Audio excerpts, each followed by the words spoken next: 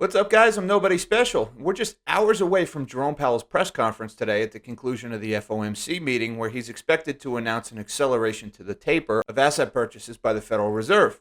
And at this press conference, Powell's probably going to get a grilling from reporters over things like the use of the word transitory and runaway inflation and the consequences of this accelerated taper and what it could mean for the stock market.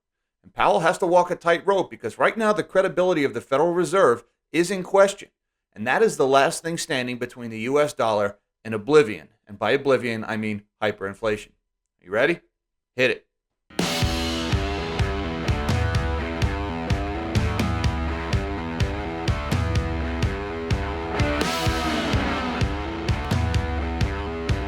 Thank you for joining me. I'm Jack Gamble, and I'm nobody special. And as we head into the press conference today with Jerome Powell at the Fed, I'm sitting here wondering what is going to be this new set of big words that Powell uses to try to impress all of us and to con John Q. Public into thinking he's got everything under control, because he doesn't.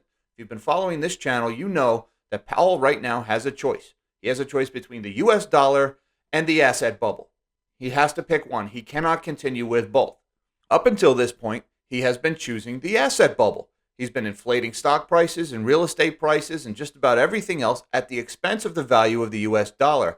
However, with inflation now picking up steam, Powell is under tremendous political pressure to lean the other way to start protecting the value of the dollar at the expense of the asset bubble. But there's a lot of things going on that are really calling into question Powell's credibility. And he needs to be very careful, because if the Federal Reserve loses their credibility, or the Fedibility as I call it, then that would be a death sentence for the US dollar. Now, before we get into why, I have to ask you folks, could you please like this video, subscribe to my channel, and don't forget that notification bell. It really helps me out, helps me to keep these videos coming your way, and I'd be forever in your debt. Now, let's talk about all the reasons why I question the Federal Reserve's credibility. The first one, and the obvious one, is the use of the word transitory. I mean, transitory was just this buzzword that Powell used over and over again, and it started getting repeated by politicians and by Janet Yellen and everybody else, which is really just an excessively verbose way to say temporary, which, why didn't they say temporary? Because the Fed has to use unnecessarily large words in order to sound more competent to convince average people that they have this under control. So if they just said temporary, the average person might have understood that and realized that the Fed was full of it. So instead they said transitory, which, oh my God, look at this Harvard speak that he's using. This guy really has his stuff together. He's so smart. My money is in good hands. Now, if you've been following this channel, we all knew that transitory was a garbage talking point, that it was not true, and that inflation was here to stay. And it took Powell months and months to admit to that. So he has lost a lot of credibility. And that is going to be a recurring theme in this press conference today about how Powell got that one wrong. All right? And Powell is not stupid. Powell knew transitory was wrong. That was just the talking point that he used to keep everybody calm, because the Federal Reserve has become a political organization. Their job is to calm you down and convince you that the dollar is going to maintain its value, even as they do everything in their power to steal that value from your dollars. Which brings me to my next point, and that is the everything bubble that the Federal Reserve has created. Because as they've been stealing value from your dollars, they've been sending that value into asset prices, i.e. the stock market at all-time highs, housing prices at all-time highs, bond prices at all-time highs, cryptocurrency all-time highs, everything except gold and silver at all-time highs. All of that value that's in markets has been stolen from the existing currency. And when the Fed printed new currency and pumped it into those assets, they were stealing your wealth and transferring it to an asset bubble, which is predominantly owned by the wealthy. Now, the problem is that has forced people into making reckless decisions. Why? Because you were left with a choice. If you have money, you can either leave it in your savings account, where it's losing anywhere from 6% to 15% of its value guaranteed every year through the eroding effects of inflation, or you could risk that money and speculate in the mother of all asset bubbles. You could put that money at risk in the stock market, but the stock market is at all-time highs. Or you could buy investment properties, but the real estate market is at all-time highs. Or you could buy crypto, but crypto is at all-time highs. So through this inflationary behavior, the Fed has forced you and me to take more and more speculative risk. Otherwise, we face the eroding effects of inflation on our wealth. The Fed has forced that decision on us.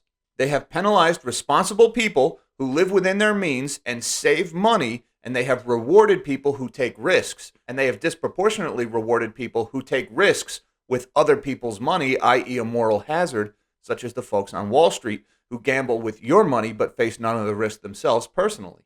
Which brings me to my next point on the Fed's credibility, and that is the insider trading scandal. I was saying before that the Fed has a choice between the US dollar and the asset bubble. And up until this point, they have been choosing the asset bubble.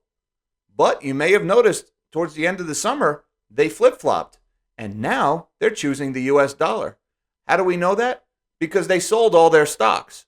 If you want to know what the Fed is going to do, look what they do with their own personal funds. And we found out at the end of the summer that as the Fed was inflating this asset bubble, they were taking their personal wealth and positioning themselves to benefit from that asset bubble. But then, right as they pivoted to start popping that asset bubble, they took their personal wealth out. Very convenient for them, isn't it?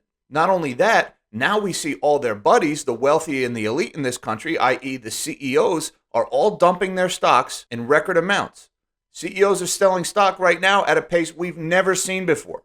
All right? So the Fed creates an asset bubble, benefits personally from it, and then them and their buddies get out right at the top, right before they pop that bubble. How do you think that's going to go over with John Q. taxpayer when the Fed pops the asset bubble, which could happen any day now? That's sure not going to help with the Fedibility, is it? So between the excessive use of transitory, the ridiculous inflation that they've created, the overinflation of the asset bubble, the insider trading, and them and their buddies selling at the top of the market, now we're faced with what most consider to be the mother of all market crashes on the horizon. Meanwhile, Fedibility is at all-time lows, at dangerous lows. Now, on this channel, we've been talking about the most likely response of policymakers when that crash happens is going to be to turn the printer back on. What do you think happens to the Fedibility when that printing press comes back on? Do you think John Q. and Jane Q. taxpayer are going to have any faith in Jay Powell or Brainerd or whoever else is in charge at the Fed?